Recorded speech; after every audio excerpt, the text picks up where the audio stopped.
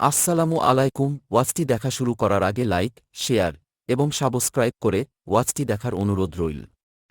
বিয়ে হওয়া সত্ত্বেও পড়াশোনার জন্য স্বামীর থেকে দূরে থাকতে হচ্ছে, এদিকে টিচাররা অ্যাটেন্ডেন্সের মার্কস দিতে দেন না।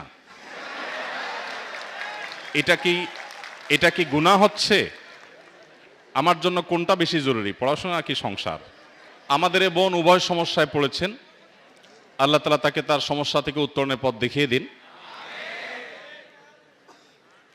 স্বামীর কাছে থাকতে গেলে, সংসার করতে গেলে টিচার অ্যাটেন্ডেন্স দিচ্ছেন না, আবার টিচারের কাছে অ্যাটেন্ডেন্স পেতে গেলে স্বামী অ্যাটেন্ডেন্স দিচ্ছেন না। জটিল সমস্যা। দেখুন, ইসলামী শরিয়ার যে আদেশ নিষেধগুলো, এগুলো আমাদের অনেক সময় ভালো লাগে না, আমাদের অনেক সময় মনে ধরে না, কিন্তু বাস্তবতা হলো ইসলামী শরিয়া এসেছেই মানুষের কল্যাণে। আল্লাহ বলেছেন, শারা আলাকুম মিনাদ-দীনি মা ওয়াসা বিহি নূহান ইলা আখিরিল আয়া। আল্লাহ যে শরীয়ত দিয়েছেন এটা লাকুম, মুফাসসিররা বলেছেন লাকুম আই লিইনতিফাইকুম, তোমাদের উপকারের জন্যই আল্লাহ শরীয়ত দিয়েছেন। অতএব শরীয়তের কোনো বিধান আমার বুঝে না আসলেও বুঝতে হবে যে এটা তিতা ঔষধের মতো, আমার জন্য কল্যাণকর।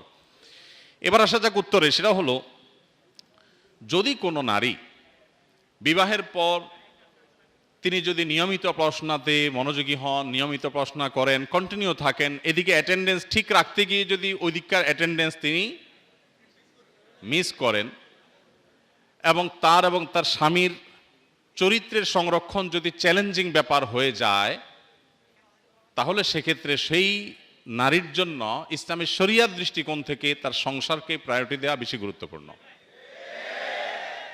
একটা অপ্রিয় মাসআলা দিয়েছি আমি, অপ্রিয় মাসআলা, অজনপ্রিয় মাসআলা, কিন্তু শরীয়তের নির্দেশ না এটা। আমার জন্য উচ্চতর জ্ঞান অর্জন করাকে শরীয়ত ফরজ না করলেও বিবাহ হয়ে গেলে আমার সাংসারিক জীবন যাতে ক্ষতিগ্রস্ত না হয় সেটা আমার জন্য কিন্তু ফরজ। এই যে প্রায়োরিটি, এটা বুঝতে পারাটা গুরুত্বপূর্ণ। কিন্তু এর মানে কিন্তু এটা না যে আমি বলছি যে একজন নারী তিনি ইসলামী জ্ঞান অর্জন করবে না বা জাগতিক জ্ঞান অর্জন করবে না, আমি সেটা বলছি না। আমি বলছি আপনি যখন দুই নৌকা পা দিয়ে দিয়েছেন, আপনাকে যে কোনো একটা নির্বাচন যদি করতে হয়, তাহলে অবশ্যই আপনি সংসারের নৌকা ছেড়ে অন্য নৌকা আপনি উঠতে পারেন না। এটা হলো যদি আপনি দুই নৌকার কোনো একটা আপনাকে বাছাই করতে হয়। তবে এই পরিস্থিতি খুব রেয়ার কেস, খুব অল্প ক্ষেত্রেই হবে। বেশিরভাগ ক্ষেত্রেই সমন্বয় সাধন করা সম্ভব। আপনি সমন্বয় সাধন করার জন্য আপ্রাণ চেষ্টা করলে সেটা অসম্ভব নয়। যদি সমন্বয় সাধন করতে পারেন সেটা সবচেয়ে উত্তম। যে আপনি যদি পর্দা প্রশিদের সাথে আপনার জ্ঞান অর্জনকেও ঠিক রাখলেন, সংসারকেও ঠিক রাখতে পারলেন, তাহলে সেটা হবে সবচাইতে উত্তম। এবং সেটা চেষ্টা করলে খুব বেশি কঠিন কোনো বিষয় নয়, ব্যালেন্স করা অনেকখানি সম্ভব হতে।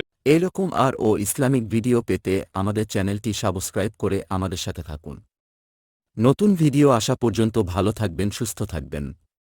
ধন্যবাদ।